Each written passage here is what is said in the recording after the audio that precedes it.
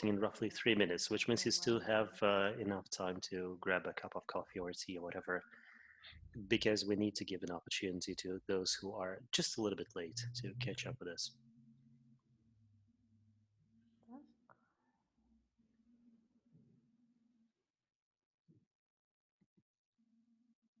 Да, всем добрый вечер. People are starting to greet each other, and I guess the host as well. David, is it actually warm where you are? It looks like summer behind you. It's beautiful, but it's cold. But of course, everything is relative. So I guess depends on who you ask how cold it is. It's a little bit above freezing here. У нас, по-моему, -6. I think it's -6 here, and actually some neighborhoods in Moscow have seen a bit of snow lately. Wow. What's actually interesting about it is that the book by David actually covers this particular melody. It's the only reference to Russia. I love that song so much. It literally helped me when I was in my most painful moments. I love that song. Очень интересный выбор. That's such an unusual choice, David. I I hope it became viral because of you. It's the perfect pace if you're walking. It's like the perfect walking song. And for me, back then, walking was all I could do. And so it was like I love that song.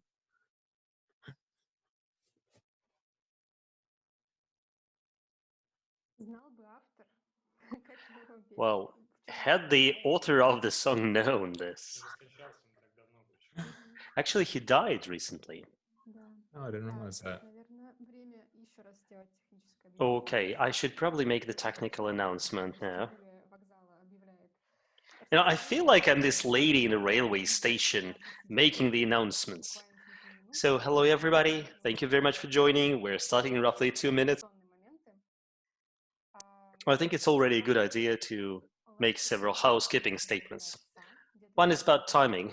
The interview itself is going to take about an hour, and it will be moderated by Vadim Smyslov. He's the gentleman who's just waved his hand. I'm afraid he's going to abuse his position and ask some questions on his own. But after that, he's going to communicate your questions to David. We are going to collect these questions. We'll send them to Vadim. So it's a good idea to actually submit your questions in Russian, and then he will read them out to David. If we can, we'll try to take care of as many questions as we can, but we can't really promise that we'll cover all of them. I absolutely refuse to translate this bit because it's about selecting language for interpretation, and it's a self-defeating kind of announcement to make.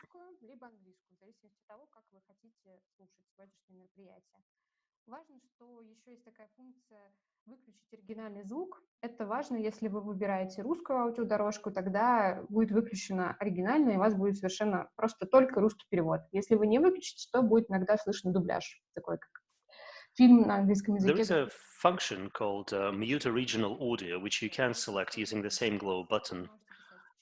You may want it if you really don't want to hear the Russian in the background, but it shouldn't be distracting. And some people actually choose to hear the original audio because it's a sort of a cue of whether there's anything happened there.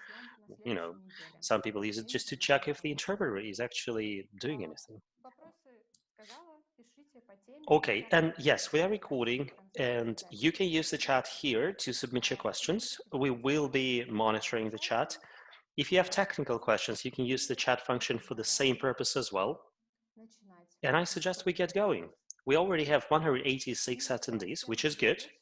And again, very good evening to you all. It's such a pleasure to see you all, even virtually.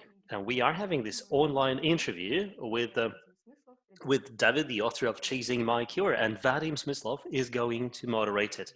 Hello, everybody. Well, first and foremost, we certainly need to tell you a little bit about the book, particularly if you haven't read it. It's it's a must-have, actually, and should I say it's a must-read. It's, you know, the personal story of David, the doctor you see in the screen, the person who decided to, decided and then tried several times to take Well, the responsibility for his life in his own hands. And he has been struggling with Castleman disease, which is a pretty rare case, shall I call it, say, an orphan disease. And he's been working with lots and lots of different patients, providing, physical, medical, psychological aid. He used to be an athlete, and he was also a champion in pushing weights. And he was such a powerful, strongly built person, and then quite unexpectedly he found himself confined to bed, and he saw his body deteriorating day after day. And there were several moments when he thought he was actually crossing the eternal boundary. At first, he had no clue what was happening. His body was sort of going out on him, was jilting him, but the doctors didn't really know what to make of it. When they finally diagnosed it as Castleman disease, it turned out that although it was first diagnosed around 1956, there was pretty much no research being done, and there were like 3 doctors all over the world who would, have a say about it, because it's indeed a rare disease. And it turned out that in order for pharma companies or medics to actually start thinking about your disease, it has to be a mainstream thing. I think that only 20,000 people, David will correct me if I get anything wrong, die with Castleman disease every year in the United States. And you need to at least reach 200,000 deaths per year in order for pharma companies to, turn an interested eye to that.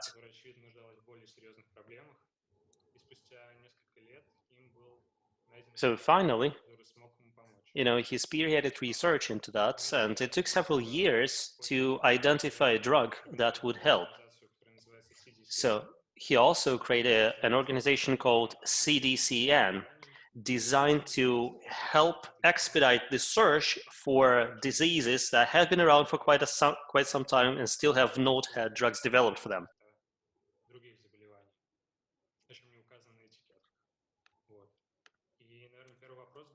So I think my first question for David is as follows: How are you feeling now? Are you still in remission? When was the last time you were exposed to this aggressive disease? Thank you. Well, first off, I just want to say thank you so much for spending time with me today. It's really an honor for me to get the chance to be with all of you, and of course in this virtual world, calling in, videoing in from Philadelphia, but getting to spend time with all of you in Moscow and St. Petersburg. It's really an honor for me. So thank you for asking. I'm doing very well right now. I've been in remission for over 6.5 years. You mentioned that I took my life into my hands, and that's when I started searching for a drug that I could maybe treat myself with.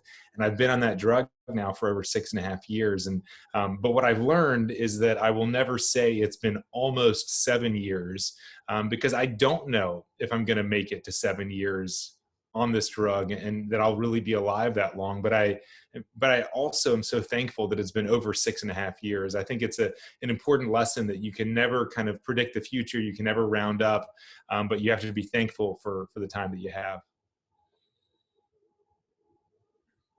Такса, которую вы принимали, когда примеряли на себя, когда искали препарат, который мог бы вам помочь. So when you searched for a drug that would help you,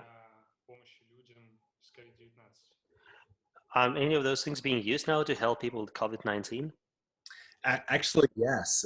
You could imagine that back in March, when COVID really began to hit the United States quite hard, and as we did more and more research, there actually was a lot that was learned about how Castleman disease and COVID are actually very, very similar. And so I run a research laboratory here in Philadelphia that's focused on studying the immune system. And we typically study Castleman disease, but with COVID causing such a terrible global pandemic, we've shifted a lot of our focus towards COVID and searching for treatments for COVID. Basically, I'm alive because of the work that we did and the approach that we followed. And so now I'm trying to apply that approach to COVID. And we very much are in the midst of this. There are actually the 2 drugs that have demonstrated the most benefit for COVID are actually two drugs most commonly used in Castleman disease. And so this is an important example where you mentioned earlier that rare diseases are sometimes neglected, but actually if you do work for a rare disease, sometimes it can have a really important benefit for more common diseases. А что нам вообще сегодня известно о коронавирусе? Потому What do we что know in general about COVID-19? Because so many people believe that COVID-19 is a virus that attacks people's lungs, while at the same time there is so much research когда в Германии были проведены вскрытия pointing out that when they did по тканях сердца, studies on dead patients in Germany, they found in the cells of the hearts of like 39 patients клетки мозга, COVID-19. So does it actually go into the bloodstream, into the brain? Unfortunately, yes. So COVID is an infection that can affect cells all throughout your body. Of course, the primary way of entry, the way that the virus gets into your body is through your lungs. But yes, it can wreak havoc throughout your body. And that's in part why we are studying it, because the way that Castleman's patients get sick is that the immune system goes crazy and attacks all over your body in a similar way to what happens in COVID. It may start in your lungs, but then it really attacks all throughout the body. And that's another reason why Castleman treatments are often and have demonstrated to be helpful for COVID.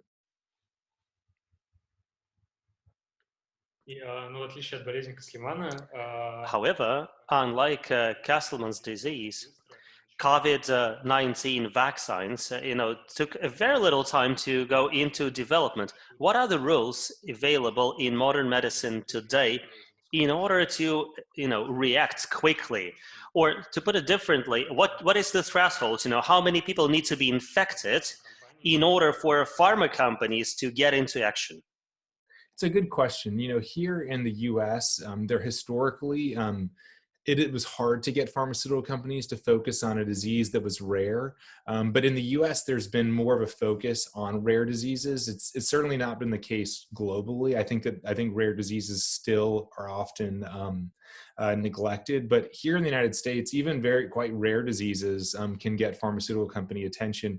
It's just a matter of finding that the problem is for rare diseases, oftentimes you don't really know what's wrong with you don't really know what's going on in the disease to actually then develop a drug for it. But if you can figure out what's going wrong in that disease, then we've actually been able to have some success getting drug companies to actually pay attention. But you're right. I mean, look at COVID. There are literally hundreds of companies that are developing vaccines and treatments. I run a project called the Corona Project, where we track all of the drugs being tried worldwide for COVID, and over 300 drugs have already been tried. So doctors and companies are trying a lot of stuff against COVID, thankfully. в книге вас называют доктором, который вылечил себя сам. The book says that you are the doctor who cured himself. And I guess that such an approach to medicine could actually be dangerous. I mean, if you don't have a medical degree, at least. Yes. So, what kind of precautions should people take today? And we are talking here about COVID because you are so much into COVID. So what should be the right precautions people should take today to avoid getting infected? I understand that everybody talks about masks and surprise, surprise gloves, but I hope there is some new know-how.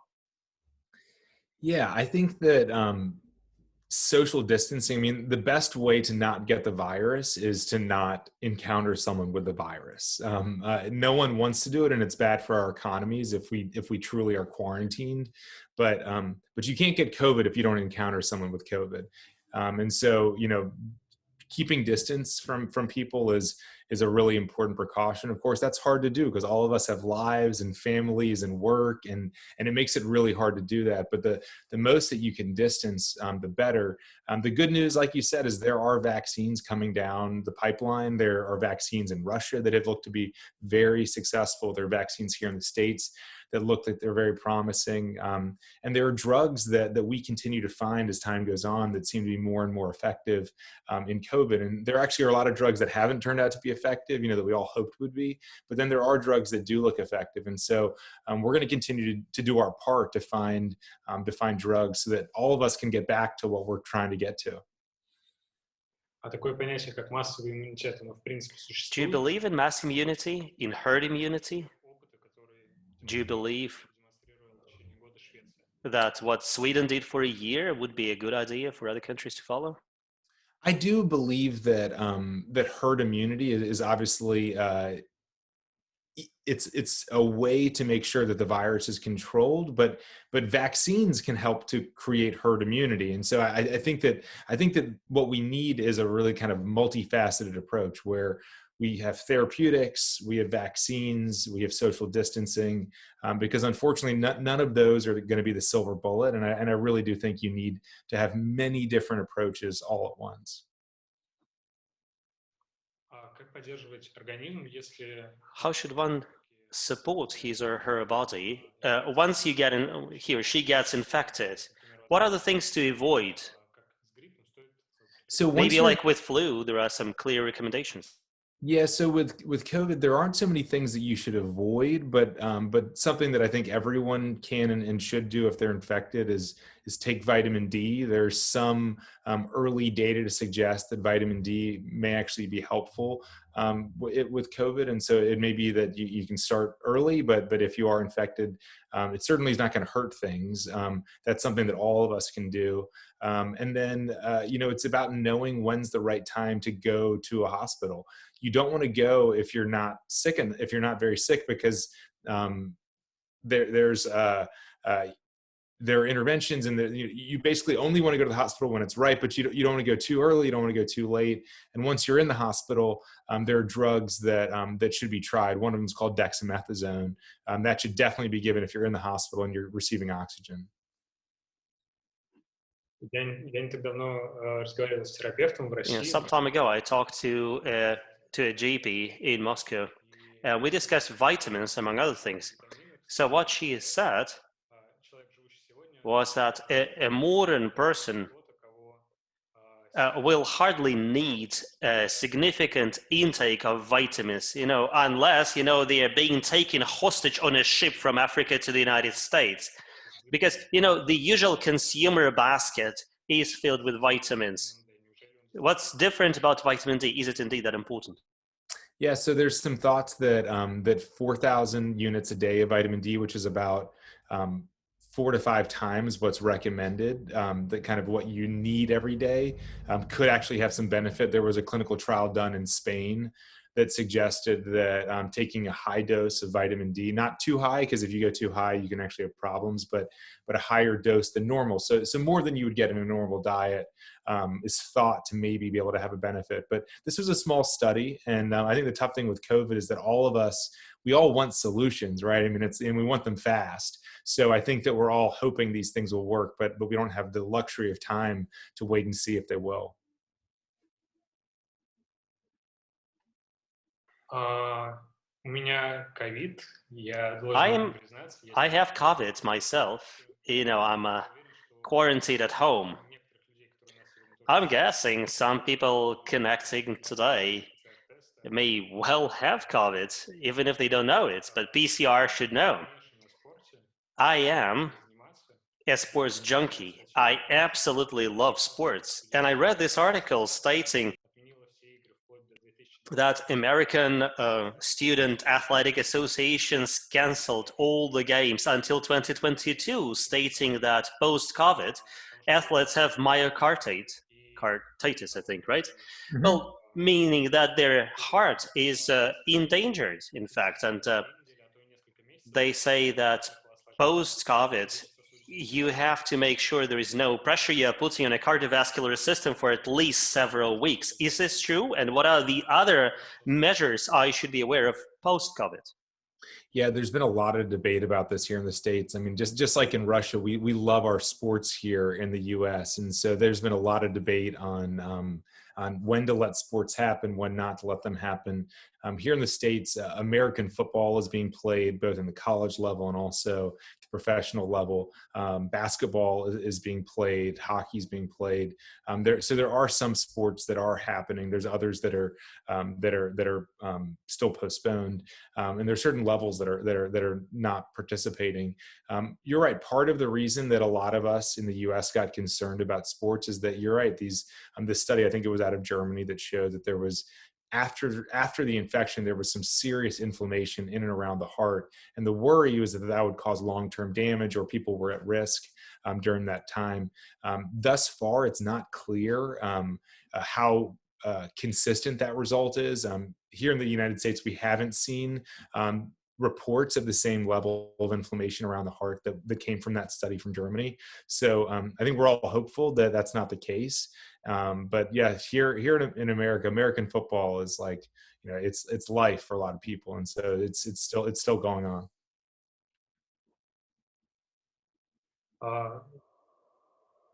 Дэвид, как вы поддерживали себя в то время? How did you support yourself at the time when you were in ER, when you were in hospital? How do you find strength, to keep up fighting? Because it's so easy, I guess, to surrender.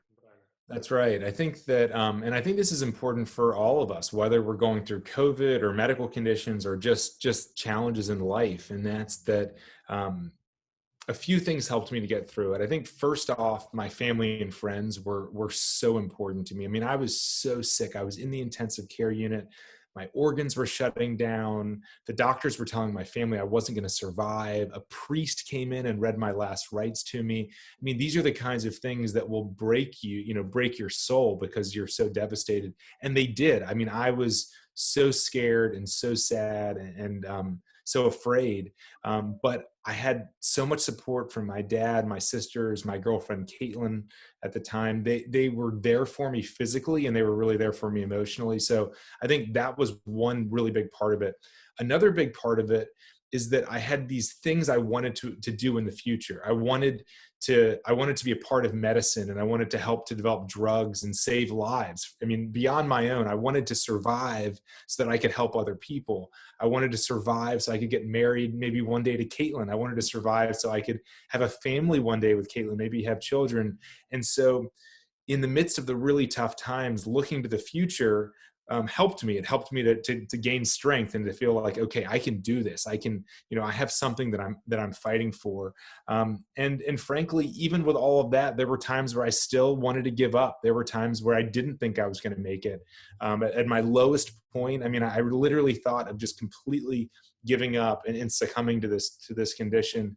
But because I had the strength for my family, not from me, it wasn't strength that I had. It was support from my family, a vision for the future. And maybe the last thing I'd say is that I didn't know that it would be months and months and months of suffering. And I didn't know it would be relapse after relapse after relapse. I took it, and we say this often, one day at a time. I mean, if someone told me early on, David, you're going to be in the hospital for months and months, and it's going to be painful, and you're going to be in constant agony, and then it's going to come back, and it's going to come back, and it's going to come back, and then it's going to come back another time, I think I would have said, I don't know if I can handle this. I know I can't handle this, but because I didn't know how miserable it would be in the future, and because I focused on one day at a time, that helped me to get through it.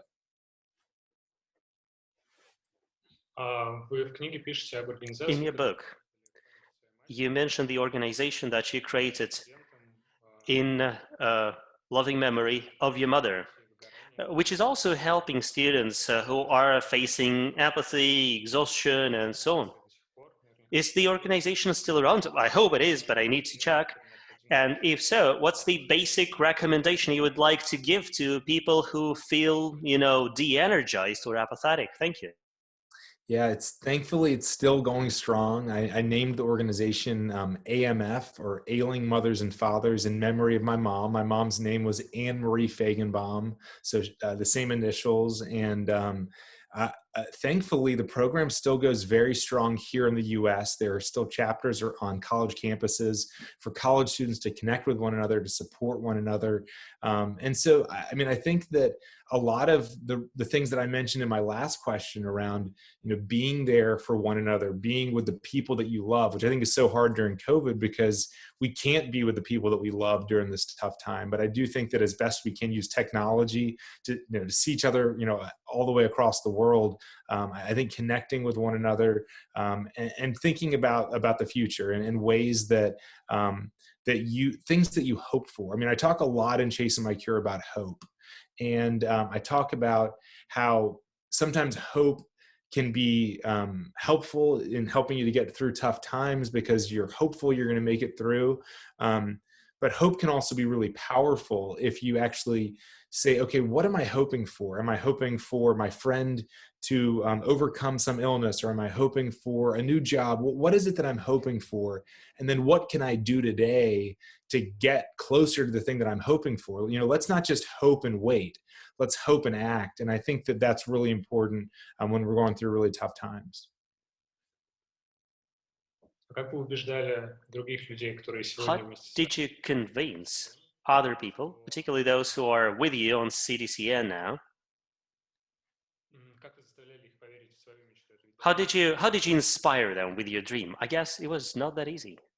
It wasn't that easy. And I think for me, it was a couple things helped me to inspire them to be a part of this. The first is sharing a really clear vision for what I wanted, what we were fighting for. I think that if you use like a war analogy, you can be very clear with your soldiers, what you're fighting for. You're fighting for freedom. You're fighting to help the oppressed. You're fighting for a clear objective. And I think that in Castleman disease, we're fighting to save patients' lives, patients who are suffering.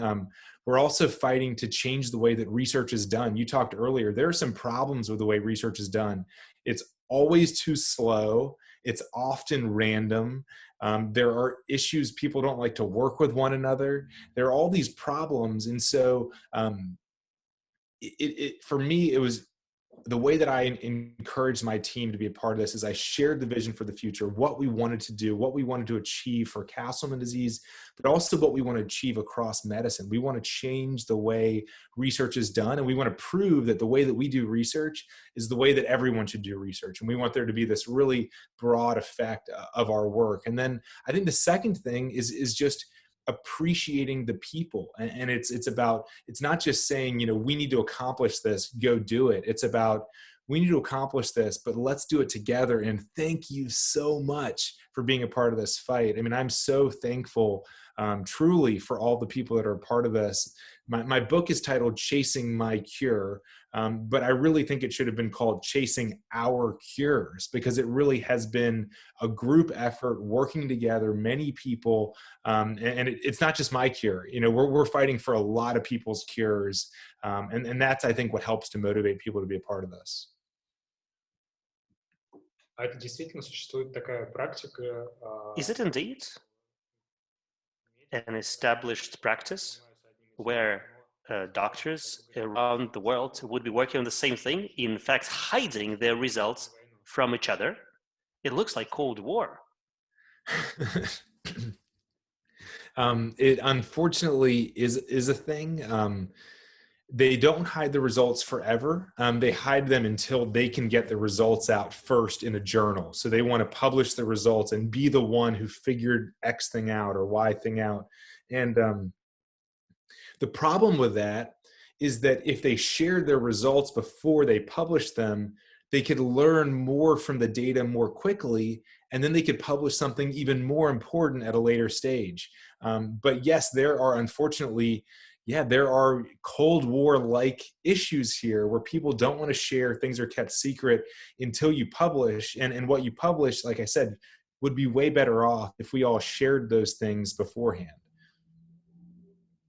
Это забавная история, если посмотреть на то, как... It's a funny story, in fact. Like, if we follow the development of COVID-19 vaccines, like American vaccine is 90%, Russian is 92%, followed by another one at 94%. it's a slogan race. But what's the main objective of a vaccine? Will it actually help reduce the load in the clinics, in the hospitals? Why are we waiting for it that much? Yeah, no, you're right. It does seem like there's a bit of a competition here. And I guess that kind of a competition is okay because we all want the most effective vaccine. And I think the most important thing is that it doesn't really matter who does it, in my opinion. We just want to get as close to 100% effective as we can. And then ideally we can mass produce whichever vaccine it is, whoever makes it, mass produce it so that the most effective and the safest vaccine get to the most people in the world.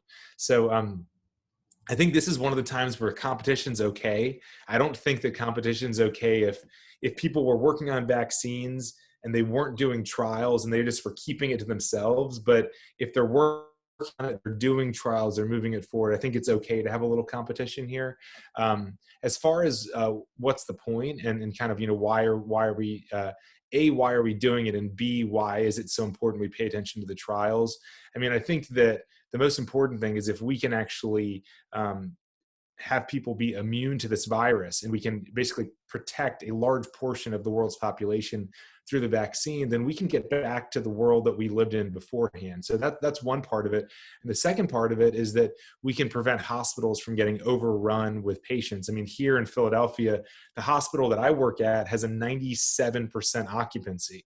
So it is getting close to being completely at capacity. And what do you do when you're out of rooms? You can't make another hospital bed. You have a certain number of hospital beds in the hospital. And so that's really scary right now for us is what happens if and when we hit capacity, because that's going to be, that could be really devastating if that happens. And a vaccine could prevent it. Я хочу процитировать строчку из вашей книжки, потому что мне кажется, что это Let me очень... quote a particular line from your book, which I find a very important fragment. You say that until a person has asked the right question, the solution has been sort of lying on the sidelines. So what are the drugs and methods that doctors are using today to sort of prevent evolution of COVID? They may be well-known treatments or not so.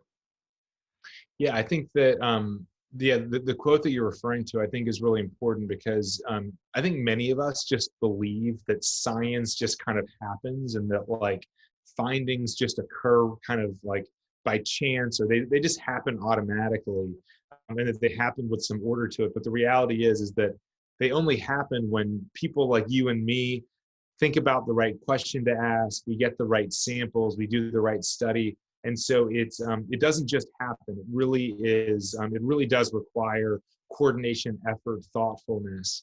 And the same thing with what's happening right now with COVID. I mentioned earlier that I run a project called the Corona Project. It's the world's largest database of all treatments being used for COVID-19. Without this database, just as you said, doctors are trying things, but it's not being collected anywhere. And so you try this, I try that, it might work, it might not work. And then we just keep doing the same thing over and over again. And so that's not going to get us anywhere, right? What we need is to track what's working, what's not working, and who cares what drug it is. We shouldn't care at all whether it's this drug or that drug. We just should care that a drug works. Whoever makes it, whatever it is, this drug works, this drug doesn't work. And so that's what the Corona Project is all about. It's about getting this data together in one place. And I'm very fortunate to have an amazing team of people that have been a part of this. From Johnson Core, who's our project manager, through a bunch of medical students like Alexis Phillips and med students from all over the United States who just spend hours and hours and hours of their time on this project as volunteers. They're just spending their time doing it because they want to be a part of this global fight. Как создавать эту базу, если все медики заинтересованы в том, чтобы результаты... How do you develop such a database, given that doctors really want their stuff to be published in the Lancet and similar publications, and they are not ecstatically sharing what they have? Yeah, you're right. So we had hoped that we would be able to get doctors to input their data on what they were trying. And we had hoped that we could, aggregate that data. But what we found, just like you suspect, is that the best way that we can get this data is actually after they publish it in the Lancet or after they publish it in the journal. Then we pull this data into one central database. So it's all centralized. But you're right. We had hoped. There's an app called Cure ID, which was developed by the FDA, and we partner with them. And we had hoped doctors would enter in the data into this app. We would use it. FDA would use it. But you're right. Doctors haven't been doing that. So the way that we get the data is after they've published it, then we pull it into this one central place. С чем, на ваш взгляд, столкнулось медицинское сообщество, когда началась... What do you think the medical community has had to face at the start of the pandemic? Do you think the medical community was prepared for the pandemic? And if not, why? I think that we were not prepared for the pandemic. I think that ever since I was a young student in training, I've heard lectures and certainly heard a lot about the concerns for global pandemics and something like this. But I have to say that many of us throughout medicine were not prepared that something like this could wreak so much havoc. So I think the lesson here is that medical research is important, and that we need to do things proactively. We need to do research and push forward science before these things happen, so that we're not in a situation where we're just responding when they do happen. Вы считаете, что после пандемии мир каким-то образом изменится, в том числе... Do you think that the world is going to change after the pandemic, and how do you think medicine should change? Yeah, I think that there's, we can think about all of the negative ways that the world can change. I'd like to think about 3 positive ways that I think the world's going to change. The first is that I do think there will continue to be more data sharing between researchers. Even though it's not perfect, I see a lot more data sharing with COVID than I've ever seen before. I think there'll continue to be a real sense of urgency to find solutions. I mean, I live in a world, and I do research on rare diseases where all of us patients have an incredible sense of urgency. And I told you that I won't even utter the words that it's been almost 7 years that I've been in remission, because I know that I have no guarantee for tomorrow. So when you live like that, and I like to call that overtime, and I'm happy to share more about that, but when you live like that, that gives you a sense of urgency that you need answers as quickly as possible. But that's not how it is across all of medicine. I do think COVID has created a sense of urgency within all of us that I really hope will continue beyond. And then the third way that I really do hope some positive will come from this is with an idea called drug repurposing. It's basically we take a drug approved for one thing and then you use it for another disease. So the drug I'm on, sirolimus, was developed for kidney transplantation. If you get a kidney transplant, you take this medication so that your immune system doesn't reject the kidney. And I started taking it for my Castleman disease based on experiments I did in my lab that made me think it could work. It had never been used before for Castleman disease. No one had ever thought to try it, but it's saving my life. I'm alive because of it. We're chatting today because of this drug. And so what it reveals to me is that there are likely, and we know this, there are likely many other drugs just like this that are already available. They're already at your neighborhood pharmacy that could be helpful for another disease that no one even knows about. And so I think that it's really important. And this idea of drug repurposing has gained a lot of attention during COVID because we all wanted to try to find existing drugs to use for COVID. And I think we've shown that they can be effective. And so I'm really hopeful that this idea of drug repurposing will continue. В Штатах тоже наблюдалось сметание с полок препаратов. I understand that. I'm sorry, has it happened in the United States that people would sweep off the shelves all the drugs that were touted as potentially effective by mass media? Yes, absolutely. There were major shortages of medications. I haven't yet seen a shortage of vitamin D, but now that we've had this conversation, who knows? But we'll have to see about that. But yes, that certainly has happened. Let me read out some of the questions I have received already. Sure. Do you think that sirolimus is going to help us in the fight against COVID? Yeah, so there actually are 2 clinical trials right now going on of sirolimus to see if it could help. So this is the drug that I take every day, and I'm doing well, feeling great.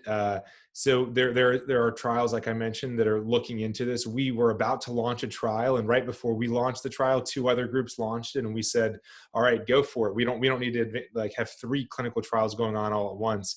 So that's progressing, which is exciting. The other drugs, I take sirolimus every day, and I take another drug called IVIG once a month.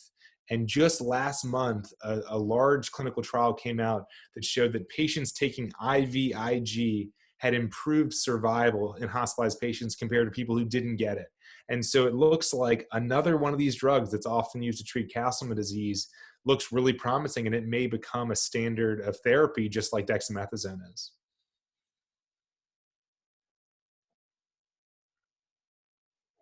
После того, как After, I'm sorry, let me put it differently. You have a pretty long remission, which is great. Have you been doing a lot of sports? I understand that sports was such a colossally important part of your life. So, Well, I feel like I need to start by showing a picture because you've told you've told the audience that I played sports and I used to be this athlete, and I'm sure they're looking at me and they're like, "This guy didn't play any sports. He doesn't look like an athlete." So this is, in America we call it glory days, and so this is one of my glory days photos. This is when I played American football in college, and of course, when you look at this person, then you look at me, you're like, is that the same person?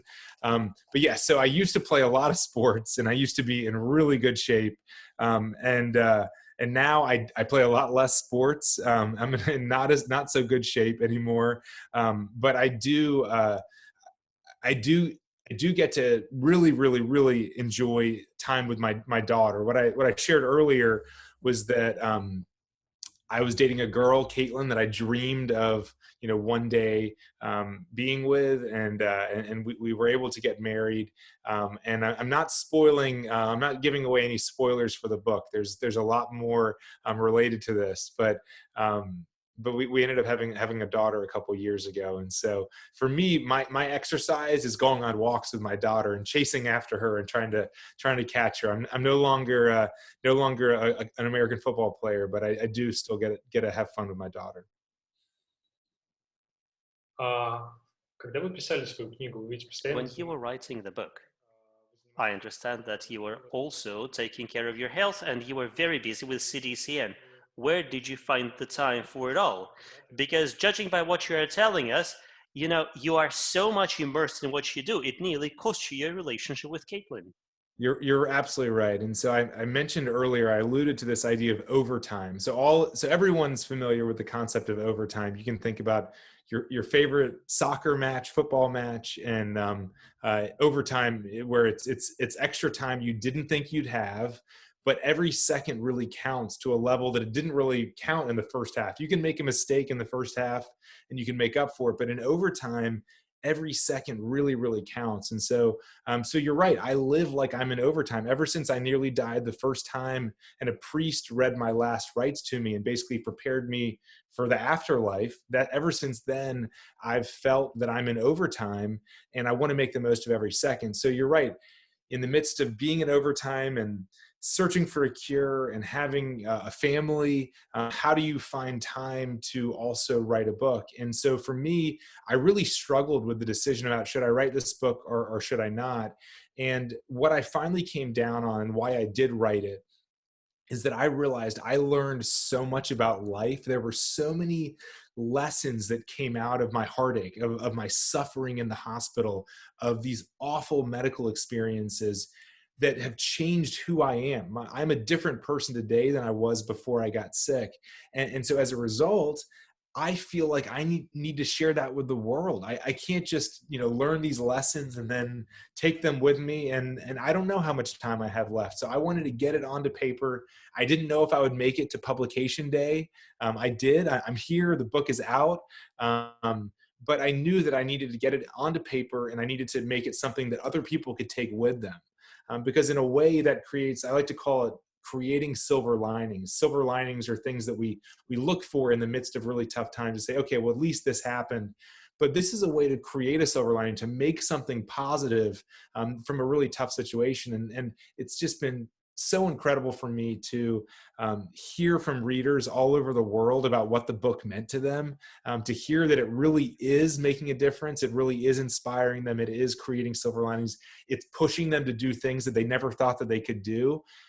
That's why I wrote it. That's why in the midst of overtime, I took the time to write it. So it was a lot of effort. It took a lot of time to do it, but I'm so happy I did, and it's really special for me, you know, for an opportunity like this to know that it's not just reaching a lot of people here in the United States, where this past May became a national bestseller, but that it's actually reaching people in other parts of the world. I mean, that for me is just incredible. Там есть интересный сюжет. There is this interesting scene in the book. And I know I'm actually watching you. You seem, you know, very upbeat, and you show the photo of yourself from glory days. But there is this scene, you know, when you are offered to write your writ in the hospital. Yep. I understand that was after your third or fourth time in ER, right? It was the second time, yeah. So there is this question: what was your position in American football? I was a quarterback. And so you know, even if you don't follow too much football, you would know that the quarterback is the position that that has this opportunity to help to lead the team and to think about, you know, the strategy and what are you going to do, and to be a part of coordinating the team. And so I think that for me, I learned a lot on the football field. I learned a lot about how do you work with a team of people? How do you motivate and engage and coordinate a team of people, where in an American football, your health, your life is sometimes in danger, right? Because there's you know, it's such a violent sport, and so you need to be able to rely on your teammate in ways that that I think have translated now into how I think about leading my teams and how I think about the work that we do for Castleman's. Вы писали книгу для того, чтобы понять себя? So you wrote the book to explore yourself, or to share what you had already discovered with the others? And I think it's such a personal book, actually. Yeah, I wrote it to share with others, but in the process of writing it, I learned so much. My incredible wife, Caitlin, she would come into my office because I worked on the book on the weekends, because I needed my weekdays to focus on research and on science. So I wrote the book on weekends, and she would come in there and she'd find me crying, and I'm like, you know, so emotional because, yeah, there are so many memories that I just kind of put away in my mind, you know, things that I hadn't thought about for years, that I really put away, and then I had to kind of bring them back out when I was writing the book. There also were things that I learned that I didn't know, because Caitlin or my sister or either of my sisters, something happened with them, or they you know, what they were worried about, what I was doing, because so much of this time when I was in the hospital for months at a time, and much of that time I would not have any sort of mental capacity at all, because all of my organs were shutting down. I was literally actively dying, and as a result, I really couldn't follow what was happening. And so I learned a lot about myself. I also learned a lot from my family as they shared what happened, as I tried to put it into the book. А кто был первым читателем вашей книги? Who was your first reader?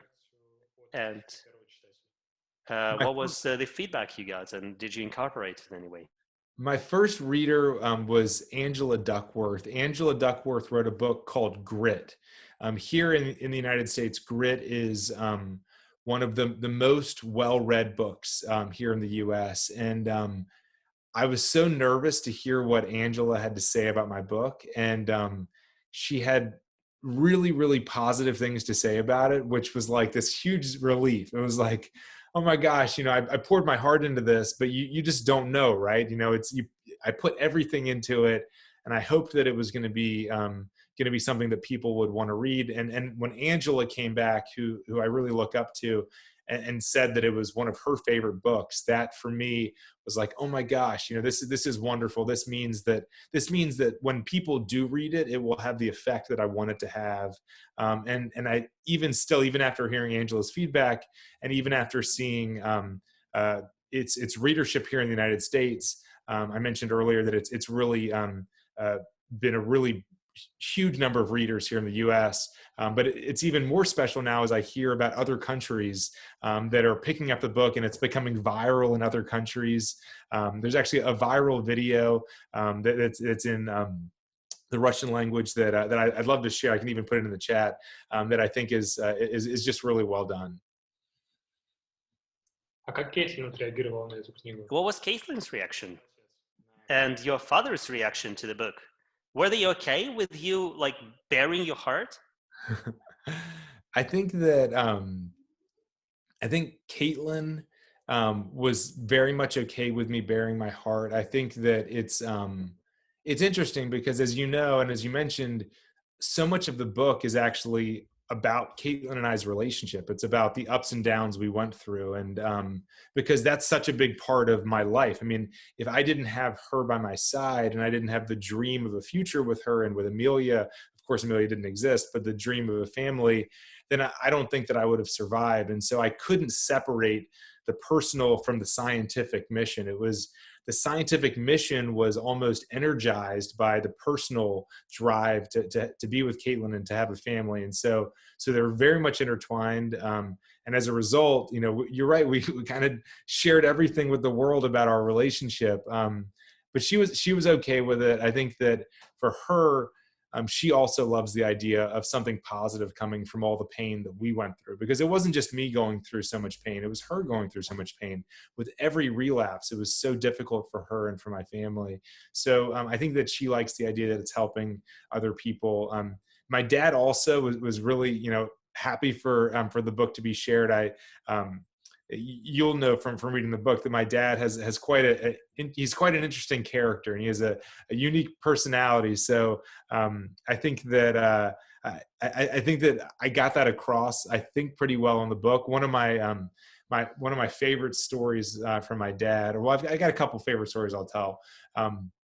One of them was on New Year's Eve from 2010. So almost 10 years ago. And I was really, really sick. I had been in the hospital for almost 6 months at that time. I was finally walking for the first time in weeks. And I'd gotten a lot of chemotherapy, so my head was bald. And I actually think I have a picture I can show you. This is from the book. You can see my bald head. So I'm bald. And actually this is the picture from that night. So you can see this picture here. This is me and this is my dad. Oh yeah, there you go. That's very similar, exactly. And my head's bald. And so that picture is from a few weeks later. But it was New Year's Eve, and here in the US, and I'm sure it's the same in Russia, people enjoy themselves on New Year's Eve. They drink a little bit of alcohol. And so this gentleman had clearly been drinking on New Year's Eve, because he was kind of like swaying in his chair. And our next lap around, we were just walking around the hospital just to try to pass the time. We saw that this guy had fallen onto the ground. And so my dad ran over to this drunk guy and helped him back into his chair. And he looked at my dad and I, and he said, "Thanks so much. Good luck to you and your wife." We were like, "Wife? What is he talking about?" And then I looked at my belly, and as you could see from that picture you just shared, I had this huge belly because my organs were shutting down. He thought that I was my dad's pregnant wife. And the two of us just burst into laughter. And I told my dad, I said, "Dad, you've got a really ugly wife." And we laughed so hard. But, memories like that I have with my dad, that you might think that in the midst of really tough times, like if you are a man or if you're a woman and you're confused as your father's pregnant wife, that's not good, right? Like, you don't want to be confused as your father's pregnant wife, whether you're a man or a woman. That's not something you necessarily ever want to be confused as. But we laughed about it, and we learned that in the midst of really tough times, laughing with the people that you love can be really, really powerful. А из-за успеха книги появлялись ли у вас мысли о том, чтобы написать еще? Because of the success of the book, have you considered writing another book, maybe on CDCN? I've thought about it. I think that the idea, so much of the book is about it's about the personal struggle of that I went through and about kind of how to get through tough times. I mean, really, yes, it's a book about me chasing my cure, but it's a lot more of a book about how to overcome really tough times and kind of a path forward that we can all follow. And again, lessons I learned, so lessons that I'm now trying to put into action, but that I want everyone to benefit from. So that's what Chasing My Cure is about. But I have thought about a book that could be a bit more focused on this idea of repurposing, taking things that already exist and using them in new ways. Because I do think that there's a lot in medicine that we could learn from what's already out there. Let's not reinvent the wheel. Let's look at what's already out there and use it in new ways. А существует какая-то база, библиотека Is there препаратов? a library or a database of a reprofiled or repurposed drugs? Or maybe CDCN is creating one? There is not one, but we're in the process of creating one, exactly, because it's become just so clear that we need that. I spent several hours in meetings yesterday around this exact idea, is a database that anyone can access of what drugs, what are they approved for, how are they being used experimentally, what new drugs could be tried in new ways, what diseases might be likely to be susceptible to existing drugs. This is something we need, and it's something that should be free to everyone. It's not something that any company or any country should have. This should be something that's free and openly available to everyone. So yes, we're working on it, and hopefully it's something that I can share with you all in the future. Надо сказать, что сейчас я буду читать вопросы наших I зрителей. will start asking questions from the chat now. Sure. But you know what? It actually getting to talk to a real doctor today is pretty difficult. You know, I spent 3 days waiting for, a local doctor to arrive. It's a unique opportunity for our audience to ask you, to actually abuse the situation to ask you about COVID-19. So there may be a bunch of this as well. Have you ever considered homeopathy as a potential treatment? What's your take on homeopathy? I absolutely have considered it as a potential treatment. I think that in our database and the way that we track things, we don't care where the compound came from. We don't care and we don't care anything about it. All that we care about is whether it works or doesn't work. And so I think that it's so important to just forget about whether it's homeopathy or osteopathy or osteopathic, it's just about, does this thing work? And so, and like I said, I don't care if it's a root or if it is a pharmaceutical product or an infusion. It's just what's working and what's not. And so, yes, we are open to anything and everything. And then we're digging deeply into the data to see, does it look like it's working or not? And if it looks like it's working, then we always push forward to say, let's do a large trial where we can prove whether it works or doesn't work. I think that's really, really important. Следующий вопрос. Можно ли вылечить Next one. внутриклеточную жидкость? Do you think we can be cured by actually cleansing the intracellular fluid? And what do you think about therapeutic diets? Do you think they can be helpful versus COVID? Yeah, I think that there are ways that you can make yourself as ready as you can to fight against COVID. I think that diet and we talked about vitamins earlier. There are things that you can do. The data suggests that some people that get really, really sick with COVID, they often have comorbidities and they have other diseases that they're dealing with. So certainly, getting your conditions under control, whatever you have going on, is a good thing, and often diet can be helpful for those. I think that it's hard, at least as of right now, to predict what that diet should look like, which I think is so hard, because yes, eating a good diet is likely good, but what that diet needs to include, what you should be eating, what you shouldn't be eating, no one knows. If anyone does, please let me know. But I haven't seen the data to push one way or another. Как вы думаете, насколько возможно повторное заражение? To what extent do you think, another infection is possible, getting reinfected? Oh boy. Yeah, it's possible because there are cases of it. But the good news is that it's not common. So it can happen, but it doesn't look like it happens very often. And the reason I said oh boy is because this is what we don't want. We don't want this thing hanging around for a long time because people keep getting it over and over and over again.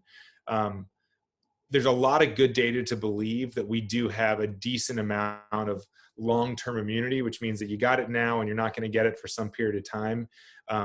There are patients who were infected 9-10 months ago that very clearly are protected against the virus. And there's other people who get the virus 3 months after they got it before. So doesn't look like immunity is perfect, but it does look like for the majority of people that you are less likely to get it at a later stage if you've already encountered it, which I think is what we all hope for. Как бороться со стрессом в тот момент, когда организм... How should you fight stress when your body is starting to break apart? Well, for example, you have a high temperature, you have body pains. Shall we meditate, or are there any other recommendations? Yeah, I think meditation, I think that anything you can do that can help to control stress is a really, really good thing. I mean, we all know that being too stressed out has a negative impact on the immune system. Now, if you're not stressed and you're like a relaxed person, I don't think that doing more mindless wellness things are probably going to help prevent you from having a bad COVID outcome. But if you are a stressed person and you're not sleeping, you're not eating well, you're just unwell, yes, I do think putting those things into practice will probably help you out. Как сегодня выглядит ваш обычный... What's your regular day now like? Do you continue working as a practicing doctor? So I've decided to focus my whole life on chasing after cures. When I went to medical school, I thought that I wanted to take care of patients with diseases, to give drugs to patients, to treat patients. But in my journey and what I've gone through and nearly dying 5 times and then finding a drug that's saving my life, and now thousands of other patients are benefiting from the work that I did, that has made me decide that rather than taking care of patients on a one-to-one basis, I've decided to dedicate my life towards doing research and then figuring out ways to solve diseases that are unsolved, to hunt diseases, to chase diseases, and to figure out treatments for those diseases. So I don't see any patients clinically. I don't see any patients one-on-one, but it's still special for me because I still get a chance to interact with patients, and I get to hear stories about what the treatment has meant for them, what it's been like to be a part of the CDCN. But no, right now I don't see any patients clinically. I get up and depending on the day of the week, my wife and I, we split up who gets Amelia first thing in the morning. So on every other day, I get Amelia first thing in the morning, get her ready for the day, and then I start my day. And my day entails managing a large research laboratory and making sure that our experiments are done on time, they're the right studies, we're getting the right results, and then analyzing that data, trying to interpret, and we study the immune system. So why is the immune system doing this, or why is it doing that? And then the last part is, what drugs can we use to change the immune system in some way to make it more effective in one way, less bad in another way. And then I spend a lot of time then trying to share that information with the world. So publications, presentations, things like that. So my day is really science. It's a combination of science, managing people, managing our team, and then also communicating our science to the world. Because what good is it, like you said earlier, if this is a Cold War mentality where we're all doing the work on our own? We need to do good work, and then we need to share it with the world as fast as possible. Практику, которую вы получили, когда занимались напрямую медициной, были практикующим врачом. So when you were a practicing doctor, what's the benefit you got from those years? Is there anything in particular you're grateful for to those years as a current CDCN head? Yeah, I think that training as a medical student, taking care of patients, I think it does give you an important perspective when you think about how do you, if you want to change the medical system, system globally, you need to know the way that it works. And I think that it's not completely broken. There are aspects of healthcare that work, but I do think that it gave me a lot of insights into where can we change things. And you kind of need to know the way things work. You need to understand the status quo before you decide how you're going to change and shake up the status quo. So I mean, I would say that for everyone, no matter what you do, and no matter what you want to do in the future, I think it's so important to become an expert, to know everything you can about whatever industry you're in, whatever work you're doing, and then use that information to then figure out, how can I change it up? How can I shake it up? How can I make it better than it currently is? But you can't make things better unless you know the way things are today. Стали ли вы меньше испытывать стресс после того, как занялись CDCN? Потому что After you've switched to CDCN, have you experienced less stress? Because in your book, you say that a reanimatology, like an ER expert, never knows when to stop, like in CPR, I guess. Yep.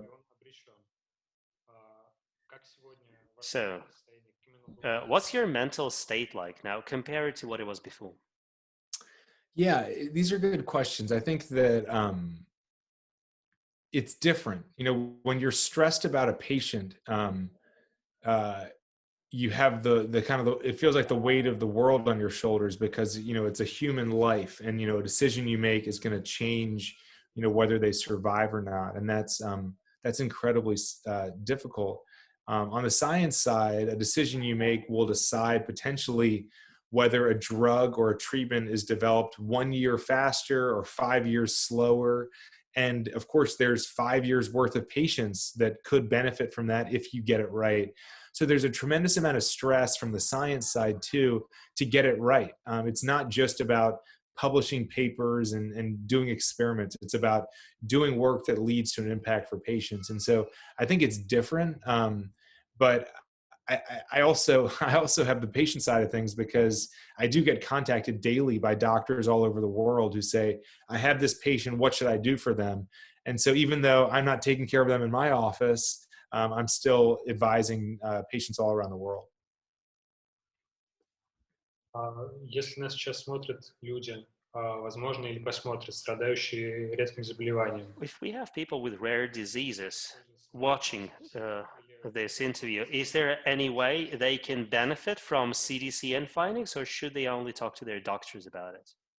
Yeah, I think that they can benefit from the work that we've done. I mean, I think the first thing is that, and I talk about this a lot in Chasing My Cure, it's that I think we all hope that if we go to see our doctor, that our doctor is going to have all the answers. I mean, that's just, we all want that. We want to go to our doctor. We want our doctor to look at us and say, you've got this disease, you're going to get this treatment, and you're going to get better. And then we want that to happen.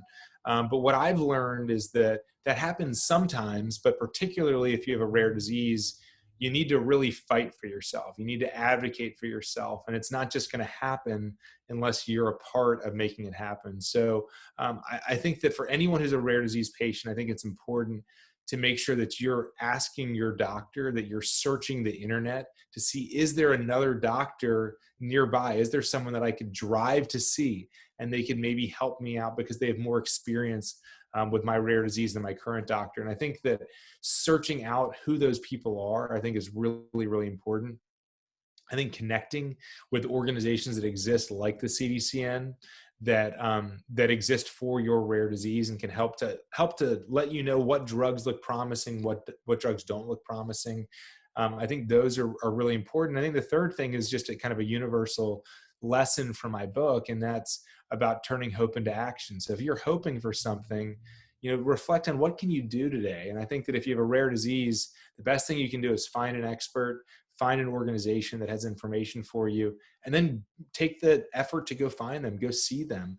And so you can learn from CDCN. I think that going to our website and seeing the way that we do work, I'd be thrilled for anyone and everyone to check it out. But I do think that there are specific action steps that you can take if you have a rare disease. Это удивительная история. Вы в книге много говорите о молитве. In your book, you actually say a lot about the power of prayer. I understand that when you were ill, and despite being pretty badly ill, you stayed very religious. To many Russians, it's an unusual combination. We believe that scientists are all atheists. I understand that's not true in other countries. Has your attitude to religion changed with all these situations? Yeah, so you can imagine that.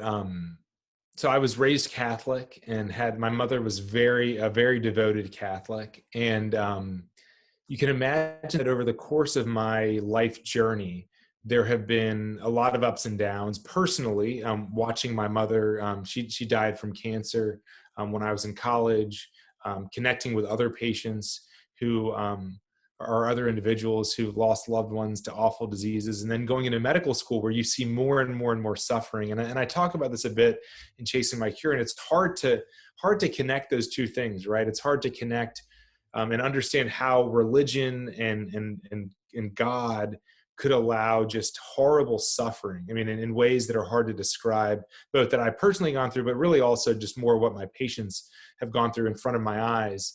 And so I still struggle with how to bring the two together. I don't know how to bring the two together. I think that life is a journey where you're searching for answers, and I think that this is my opinion, but I think that there's a spectrum from like devout religious person all the way to atheist, and I think that at least personally, I've been moving along that spectrum kind of throughout my journey, and based on the experiences that I've had and the experiences I've witnessed, it has moved me on this kind of spectrum, and I haven't yet figured out where I'm going to end up, but I think that I'm somewhere on the spectrum of trying to figure out life and how this can all fit together, despite the suffering that I see, and it's hard for me to piece the two together.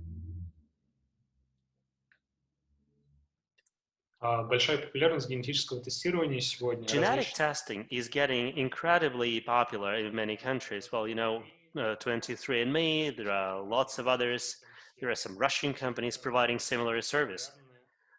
Do you think that a test like this can be useful in any particular way? I do. I think that for a small fraction of all diseases, it's very clear that a particular genetic change in your DNA and all the cells in your body, that genetic change is what leads to your disease state. That you have a disease because of that single change in your DNA.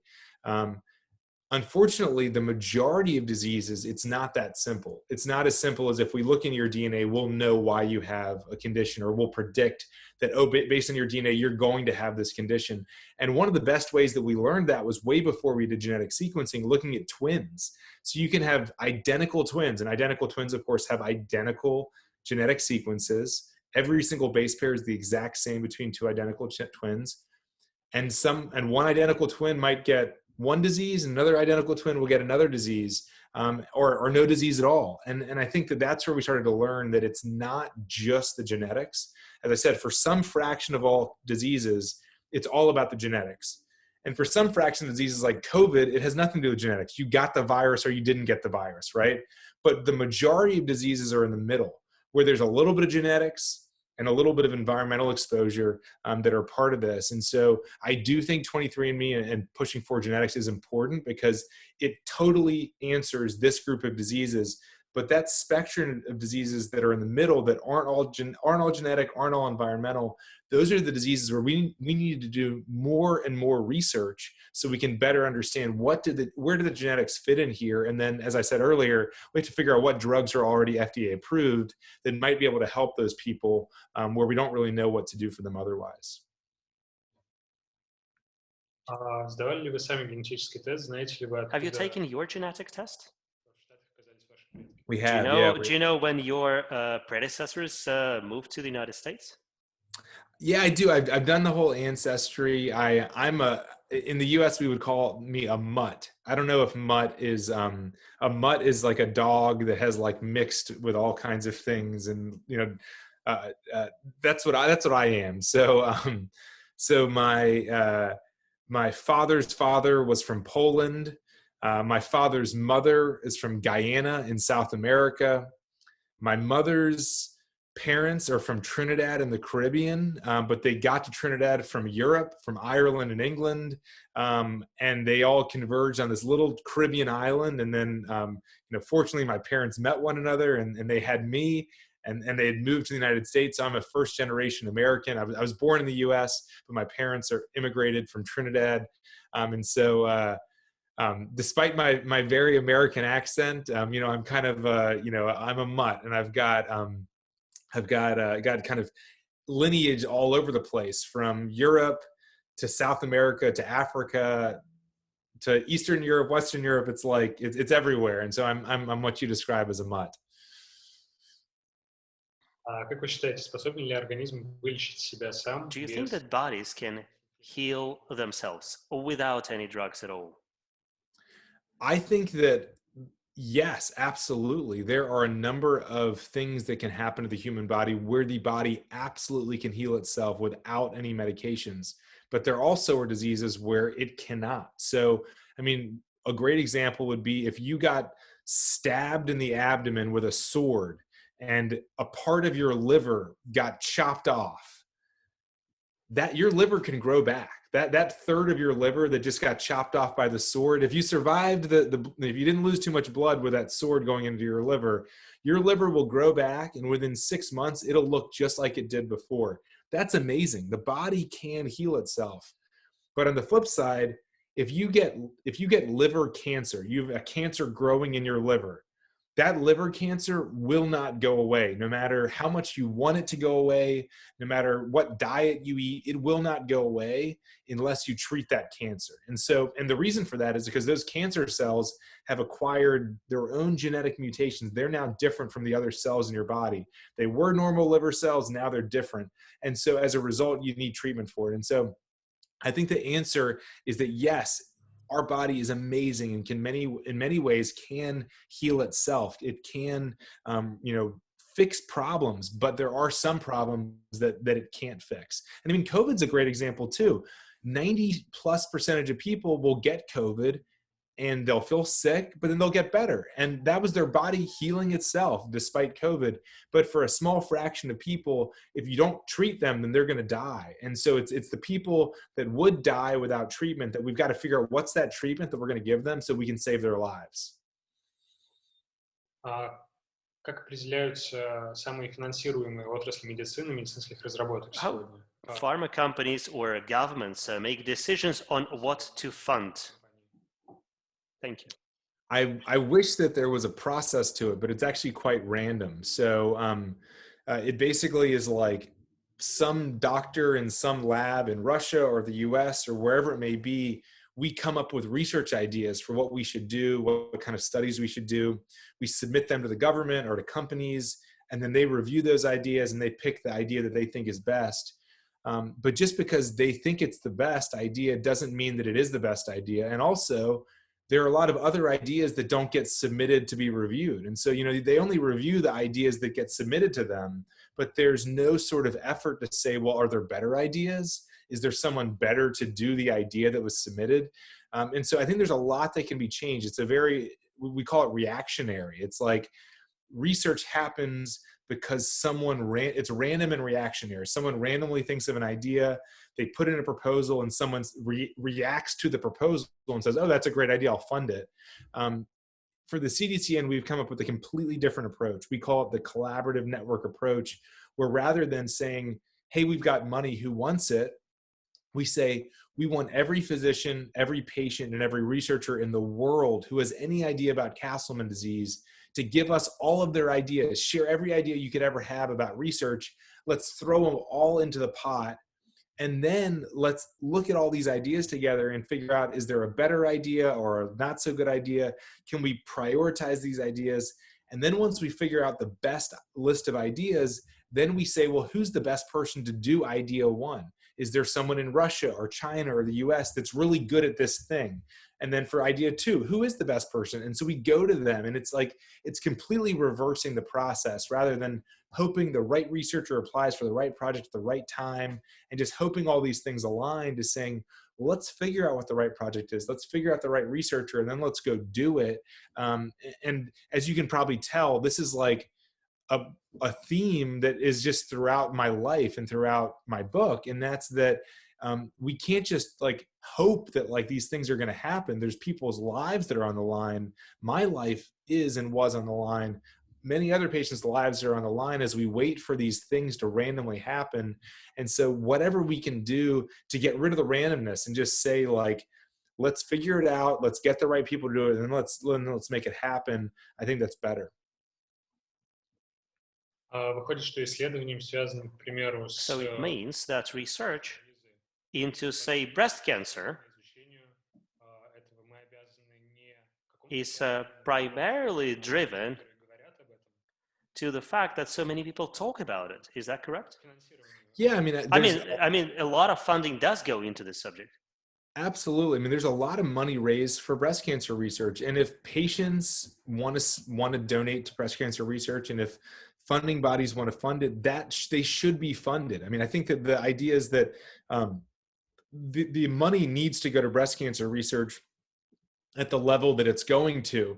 It's not that money should be taken away from anyone, but what we need to do is we need to make sure that all of the rare diseases that don't have as much public awareness as breast cancer, that they also get the attention, the interest, the funding. And then not just that, it's not just money, because as we said earlier, it's not just we need to give out $1 million. It's that we need to give out $1 million in the smartest way possible. We need to make sure that it's spent as wisely as possible, because $1 million spent on a really, really bad idea versus $1 million spent on a really good idea is like night and day, right? Like, just because you spend $1 million on research doesn't mean you got anywhere if it's a really bad idea. Вопрос из зала, опять же, верите ли вы... Another question from the audience. Sure. Do you believe that psychosomatics plays a role? In Castleman disease or in what setting? It's a general question. Generally, I think that the brain definitely does play a role in our health, and I think that we talked earlier about minimizing stress and doing things like meditation and wellness exercises that help to decrease stress, because it's well known that the more stressed you are, the more medical issues you'll deal with, the worse your immune system is. These are things that are well known and need to be respected. But I don't think that sometimes you probably heard me mention a lot about spectrums today. So I don't think anything's black and white. I think that it's never all science and no art. It's never, all the brain and none the body. It's just not. I think that there's a grayness to life, where, and the answer to this about psychosomatic, I think, is that it's somewhere in the middle where, yes, the brain can have an effect on the body, but it's not 100%. You can't think your way out of a really bad illness like liver cancer or pancreatic cancer. You can't have the right mindset to make that disease go away. But there are things that you can. I mean, there certainly are. There are conditions where you can use your brain to get yourself out of them. And so I think that in life, I think we should all try to find the middle ground a little bit more. Here in the US, things are very polarized, and it seems like everyone's either on one side or the other side. And I understand why. I mean, I think there's a lot of reasons why we tend to go to one side or the other side. But I do think that life is just very gray. And if we can recognize the beauty of the grayness and recognize the need to be a part of fixing those problems, turning hope into action, I think we'll be in a better world. Скажите, пожалуйста, а как часто в CDCN обращаются... How often do Russian doctors turn to CDCN, or do you find researchers in Russia often? Yeah, we do. I wish I actually, I should have kind of teed up and been prepared for this question by first inviting my Russian colleagues to participate in this webinar. I should have done that. But yes, we do have a number of Russian colleagues who have been a part of our research. one challenge has been sharing of samples. It's a little bit harder to send samples that are in Russia out of Russia, say for like my lab or another lab, to do research on them. And so that's been a little challenging. But so we haven't been able to do as much sample sharing, but we have shared a lot of ideas. And I think that, you know, for a rare disease like Castleman disease, we can't afford to not share ideas. We can't afford to not work together because there's just so few patients relative to, as you said, something like breast cancer, that we've got to kind of all work together. And I've been really impressed with my Russian colleagues. And actually a few Russian colleagues who actually moved to the United States and they work in labs here in the US. It's been wonderful. Еще вопрос из зала. Какой вопрос? Какой Another совет question about the advice you would give yourself, you know, 10 years ago, like before you had your illness, and had you known what you were going to go through, what would be your self-advice? Oh my gosh, this is such a great question. I mean, I think that I would, the easy answer is to say that this is going to be a really tough road. And you are going to need to lean on your family and Caitlin and your friends in ways that you never thought you would. You're going to need to basically lean on them, turn to them for support, and you have to take this one day at a time. If you knew what you were going to go through, you mentally couldn't do this. Like, there's no way if someone told me you're going to go through this sort of suffering for months and months, for years and years.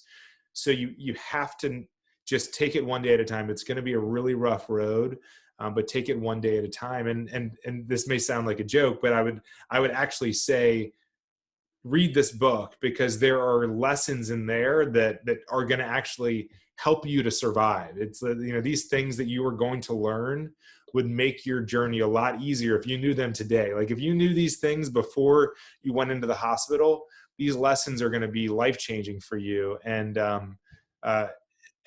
be ready, get ready. This is tough. And I think that what I would tell anyone else, not me, but anyone else going through life's challenges, which is unfortunately all of us, we all go through life's challenges, is the exact same advice, that you are going to face challenges along the way, but you have to turn to your friends, to your family, to your loved ones for support. And you absolutely need to have a vision for the future, what you hope for, but you need to do things every day to get you closer to that thing that you're hoping for. You need to turn your hope into action. Еще вопрос из зала. Можно ли спросить вас? Another question from the... May we actually ask you about the recent elections in your country? Sure. It's not a political question. How do you think the research scene is going to change? What kind of expectations or fears do you have now that the name of the president is going to be different? Great question. You're right. You could have taken that question in a number of different ways. And so I appreciate that it was a non-political question about the election, so I don't get in any trouble over here. So I think that we're going to see a little bit more of, I think we're going to see a little bit more of an investment in money into the NIH. So more money is going to go into research. I think that there's going to potentially be a little bit more patience around interpretation of what these results mean. I think that there's been a sense of urgency that's been really good in a lot of ways, but there's also sometimes with urgency, you can make decisions too quickly. So I think things are going to be a little bit more, I think there's going to be a little bit more patience for figuring out what is the right answer here before we jump to a conclusion, which can be good. It can also be bad, but I think that it generally would be good if we have a little bit more patience. And I also feel quite confident that that our government will begin to fund the WHO again. And I think that's a good thing for everyone in the world, right, is to have a strong, well-funded World Health Organization during a pandemic. So I think that it will have some meaningful changes for research. But we here in the U.S., you guys can see my window. It's a beautiful day here. The sun is out, but it's actually starting to turn cold here, as I suspect it is for you all. And with the cold and with this time of year, respiratory infections like COVID, become more and more significant. And so we're all quite worried about these next few months here in the States and what it's going to look like for hospitals and for patients.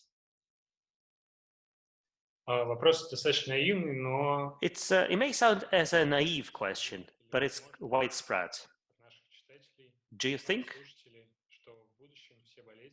that in the future all diseases will go away because of the onslaught of science? I think that all diseases, there is going to be a point where all diseases will have a drug or a approach that will make it so that we can live after the diagnosis. I think that I don't have any sense that that we are going to be able to prevent disease from occurring at any sort of a significant rate. There are theoretical ways you could do that, but I think that disease will continue to occur. What I think will change is that over time, when those diseases do occur, we will have a better armamentarium, we'll have better weapons against those, which will mean that when they do pop up, that we can eliminate them a lot more quickly. And so I do think we're heading in that direction. And part of that is a combination of scientific technology to better understand what's happening when a disease happens, to really figure out what is going on within those cells, and then also technology to then target those things with drugs. And both of those things are moving forward quite rapidly. The figuring out what's going on is actually moving forward a little bit more quickly than the figuring out what drugs are going to be helpful for those things that have gone wrong. So I'm hopeful that we'll make some more progress on the treatment side. We're definitely making more progress on the what's going on, but we do need more progress on the treatment side so we can then direct it at what's going wrong. Дэвид, мы получили очень много сообщений с вопросами There are к вам. so many questions. They come mostly from people who read the book. Oh, that makes me I so guess happy to hear. I'm concerned that the time is running out. So some of them will actually need to be translated and sent over to you. Sure. Thank you very much for spending this very personal session, for telling us so much about your family, about your fight, about things that you do and your research. Thank you very much. I hand over to Anastasia. Well, thank you very much, David, and we are so grateful to all the people in the audience. You asked so many great questions. We will make an effort. We will, translate the questions we have not asked. Actually, some of them were very medical. So people try to use the opportunity of talking to a doctor. So we'll send them to David, and we will make the recording available as well. So we're also grateful to Dmitry, the translator, and we are extremely grateful to Vadim for interviewing David. I think we've had a very interesting and a very, shall I say, diverse session, because we've learned not only about David's professional activities, but also about his personal challenges, and we understand a little bit better what his life is. Thank you very much, David, for joining us and for being so open, so honest about your life. This is incredible. Well, this has been so special for me. I so appreciate the opportunity to share my journey with you all. And it makes me so happy to hear about so many people who've already read Chasing My Cure. And again, it's hard to put into words that all of this, all the challenges we face are now reaching people in Russia that hopefully will have an impact. Thank you all so much. Да, мы прощаемся. Okay, then thank you very much. I actually cannot read all the messages in the chat, but again, David, Vadim, thank you very much for